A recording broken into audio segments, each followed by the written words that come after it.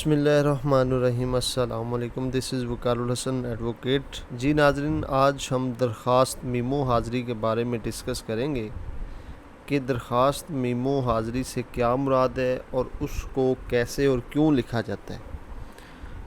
ناظرین، سب سے پہلے تو میں آپ کو اس کا مفہوم بتا دیتا ہوں کہ درخواست میمو کیوں دی جاتی ہے۔ جب بھی کوئی دعویٰ یعنی دیوانی دعویٰ سول سوٹ کسی بھی عدالت میں زیر سماعت ہو اور مدعا علیہ کی طرف سے کونسل مدعا علیہ کے کہنے پر ایک درخواست عدالت دیوانی میں داخل کرتا ہے کہ مدعا علیہ نے اس کو کونسل مقرر کیا ہے اور مدعا علیہ کی طرف سے اس دعویٰ میں حاضری بذریعہ درخواست لگواتا ہے، اس درخواست کو درخواست میمو کہتے ہیں۔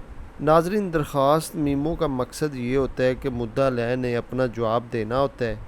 اس جواب کے لیے وہ کسی کو اپنا وکیل کر لیتا ہے، لیکن وہ اس تاریخ پر موجود نہیں ہے، تو وہ اپنی طرف سے وہ وکیل کو اختیارات دے دیتا ہے کہ تم میری جگہ پر درخواست دے دو اور کوئی بھی نیکسٹ ڈیٹ لے لو تاکہ اگلی تاریخ پر میں ان پرسن آ جاؤں گا اور آپ کو دستخط کر کے دے دوں گا۔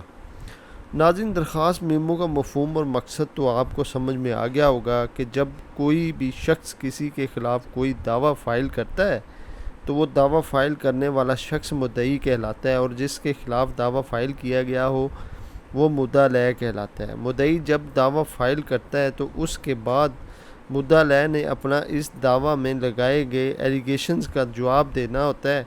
اس جواب کے لیے اس کی موجودگی ضروری ہوتی ہے۔ بعض اوقات مدعا علیہ کو پتہ نہیں چلتا کہ میرے خلاف کوئی دعویٰ فائل ہوا ہے، اس کو عین موقع پر پتہ چلے کہ میرے خلاف کوئی دعویٰ فلاں عدالت میں زیر سماعت ہے، تو وہ اپنے کسی وکیل سے بات کرتا ہے کہ میں آج موجود نہیں ہوں، تو میرے آپ وکیل ہو، تو وہ وکیل صاحب مدعا علیہ کی جانب سے درخواست میمو دے گا کہ مجھے وکیل کیا گیا ہے اور عدم موجودگی کی وجہ سے اگلی تاریخ پر وکالت نامہ دے دیا جائے گا۔ اس درخواست کو درخواست میمو کہا جاتا ہے۔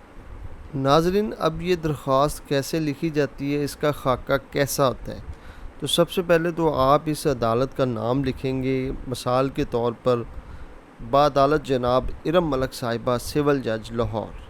اس کے بعد آپ مدعی اور مدعا علیہ کا نام لکھیں گے، یعنی کہ اس کیس کا ٹائٹل کیا ہے۔ مثال کے طور پر نیلم شہزادی بنام شرافت علی۔ اس کے بعد دعویٰ یعنی کس نوعیت کا دعویٰ فائل کیا گیا ہے، اس کا ٹائٹل آ جائے گا۔ مثال کے طور پر دعویٰ دلاپانے وغیرہ وغیرہ۔ اس کے بعد جناب اعلیٰ، نہایت ادب سے گزارش ہے کہ مقدمہ عنوان بالا زیر سماعت عدالت حضور ہے، من جانب مدعا علیہ زیر دستخطی کو حاضر عدالت ہونے کی ہدایت کی گئی ہے، اس لیے میمو حاضری پیش ہے، آئندہ تاریخ پیشی پر وکالت نامہ داخل کر دیا جائے گا۔ تو یہ تو تھا ناظرین آج میرا شارٹ سا ٹاپک، جس میں ہم نے یہ دیکھا کہ درخواست میمو جو ہے وہ کیوں دی جاتی ہے، اس کا مفہوم کیا ہے، مقصد کیا ہے۔ تو نیکسٹ ویڈیو کے لیے میرے چینل کو سبسکرائب کریں اور ساتھ ہی بیل آئیکن کا بٹن بھی دبائیں تاکہ ہر آنے والی ویڈیو سے آپ مستفید ہو سکیں۔ بہت شکریہ، اللہ حافظ۔